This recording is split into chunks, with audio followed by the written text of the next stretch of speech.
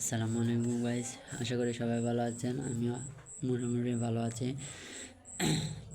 আজ বিগত কয়েকদিন ধরে সিলেট সাদা পাথর এবং জাফলং 0 পয়েন্টে পাথর লুটপাট হচ্ছে। মানে এগুলো করতেছে কে, নিতেছে কে? রাতের আধারে পুলিশ থাকার পরেও, মানে বিজিবি থাকার পরেও মানে সাদা পাথর একবারে মরুভূমির মতো হয়ে গেছে। যেখানে লাখ লাখ কোটি কোটি পাথর ছিল, সেখানে এখন মানে কাদামুক্ত বালু স্থান হয়ে গেছে।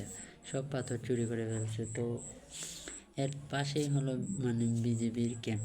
চাইলেও ওনারা কোনো পদক্ষেপ নিতে পারতো, কিন্তু নেয় নাই। তো সোশ্যাল মিডিয়াতে দেখতেছি বিএনপির যে কোনো একজন উচ্চ পদের মানুষ এর কারণে মানে এগুলা হচ্ছে। তো পুরো পাথরগুলো লুট হওয়ার পরে এখন টিকটকে, ফেসবুকে, ইউটিউবে খবরে।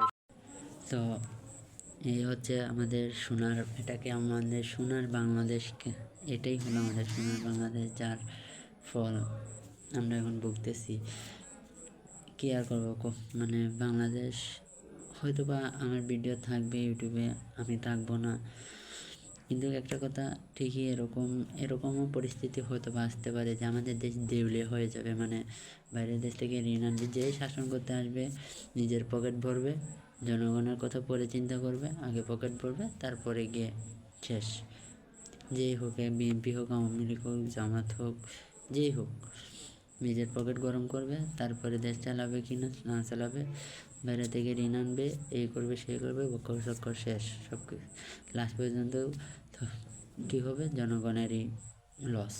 তো এগুলো তো মানুষ বুঝে না। মানে যে ডাক দিল তার ডাকে দুধ দিল, যে কথা বললো তার সাথে। বাংলাদেশে এখন অহরহ খুন হচ্ছে। মানুষে কীরকম প্রতিবাদ করবে? এই যে পাথরের এখানে প্রতিবাদ করবে, এখানে হাজার হাজার মানুষ এই নৌকা নিয়ে পাথর তুলতেছে। ওখানে যদি একজনের প্রতিবাদ, 2 জনে, 100 জনই প্রতিবাদ করতেছে, উঠলে ওদেরকে পাথর মেরে মেরে ফেলবে, যেমন ঢাকা শহর হয়েছে। আবার পুলিশের সামনে ট্রেনে হিসড়ে সাংবাদিকরা মেরে ফেলছে, কুবাইয়ে মারছে, প্রকাশ্যে মানুষকে মারতেছে। মানুষ এখন একটা আতঙ্কের মধ্যে আছে, কোনো কথা বলতে পারতেছে না, কোনো কিছুই বলতে পারতেছে না, যার ফলে দেশে অস্থিতিশীলতা বেশি বেড়ে গেছে। মানে খুন খারাপি, চুরি চামার সব কিছু বেড়ে গেছে।